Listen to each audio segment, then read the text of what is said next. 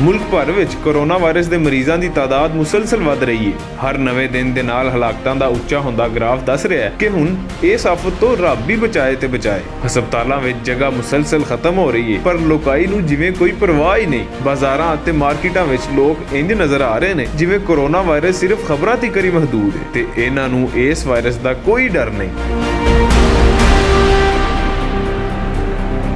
ਅੱਜ ਮੁਲਕ ਭਰ ਵਿੱਚ ਕੋਰੋਨਾ ਵਾਇਰਸ ਦੇ ਮਰੀਜ਼ਾਂ ਦੀ ਗਿਣਤੀ 85,000 ਦੇ ਨੇੜੇ ਲੱਗ ਗਈ। ਇਹ ਉਹ ਲੋਕ ਨੇ ਜਿਨ੍ਹਾਂ ਦੇ ਟੈਸਟ ਹੋਏ। ਮਜਮੂਈ ਅੰਦਾਜ਼ੇ ਦੇ ਮੁਤਾਬਿਕ ਸਿਰਫ ਲਾਹੌਰ ਅੰਦਰ 7 ਲੱਖ ਕੋਰੋਨਾ ਦੇ ਮਰੀਜ਼ ਨੇ। ਹਕੂਮਤੀ ਸਰਵੇ ਰਿਪੋਰਟ ਵਿੱਚ ਇਹ ਵੀ ਕਹਿਣਾ ਹੈ ਕਿ ਲਾਹੌਰ ਦਾ ਕੋਈ ਐਸਾ ਕੋਨਾ ਨਹੀਂ ਜਿੱਥੇ ਕੋਰੋਨਾ ਦੇ ਮਰੀਜ਼ ਨਾ ਹੋਣ। ਜੇ ਹਾਲਾਤ ਇੰਝ ਹੀ ਰਹੇ ਤੇ ਆਵਾਮ ਨੇ ਵਾਇਰਸ ਦੀ ਪਰਵਾਹ ਨਾ ਕੀਤੀ ਤੇ ਫਿਰ ਖੁਦਾ ਨਾ ਖਾਸਤਾ ਸੂਰਤ-ਹਾਲ ਉਸ ਹੱਦ ਤੱਕ ਵੀ ਜਾ ਸਕਦੀ ਹੈ ਜਿੱਥੇ ਹਸਪਤਾਲਾਂ ਵਿੱਚ ਥਾਂ ਹੋਵੇਗੀ ਤੇ ਨਾ ਹੀ ਇਲਾਜ ਕਰਨ ਵਾਲੇ।